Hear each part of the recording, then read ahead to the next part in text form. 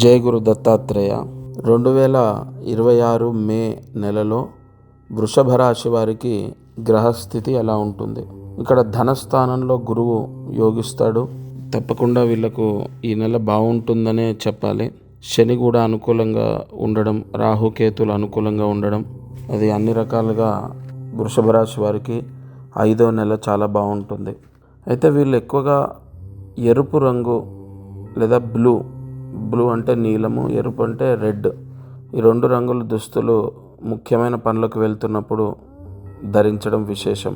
ఇంటర్వ్యూలు కానీ, లేదంటే ఏదైనా రిజిస్ట్రేషన్ లేదా ఏదైనా ముఖ్యంగా ఎక్కడైనా ఇన్వెస్ట్ చేయాలి, అప్పుడు ఈ రంగు దుస్తులు చాలా వీళ్ళకు యోగిస్తాయి. ఇతరులని అంటే ఆపోజిట్ పర్సన్ మనకు అనుకూలంగా మారే అవకాశం ఉంటుంది. అలాగే ఎక్కువగా ఉత్తర దిక్కు ప్రయాణం చాలా మంచిది. అంటే బయలుదేరేటప్పుడు నార్త్ ఫేస్ ప్రయాణం మంచిది.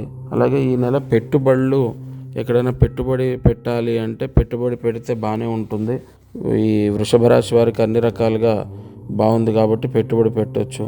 కారు కానీ, బైక్ కానీ, కొత్త వెహికల్స్ లేదా సెకండ్ హ్యాండ్ వెహికల్స్ తీసుకోవడం, అమ్మటం ఈ నెల వీళ్ళకు యోగిస్తుంది.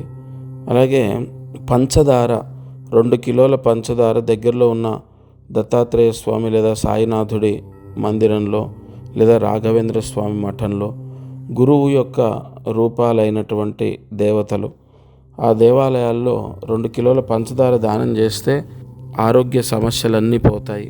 అలాగే ఈ వృషభ రాశి వారికి ప్రతిరోజు 5వ నెల అనుకున్న పనులు అవ్వాలి, ఆర్థికంగా బాగుండాలి, మాకు రావాల్సిన డబ్బు రావాలి, ఇంట్లో గొడవలు చికాకులు ఉండకూడదు, అన్ని రకాలుగా మాకు బాగుండాలి 5వ నెల అంటే ప్రతిరోజు దత్తాత్రేయ స్వామి అష్టోత్తరాన్ని చదువుకోవాలి లేదా వినాలి. అలాగే దగ్గరలో ఉన్న ఏదైనా ఒక అమ్మవారి గుడికి 5వ నెలలో మీరు విజిట్ అయితే అంటే అమ్మవారి దర్శనం చేసుకోవడం చాలా మంచిది.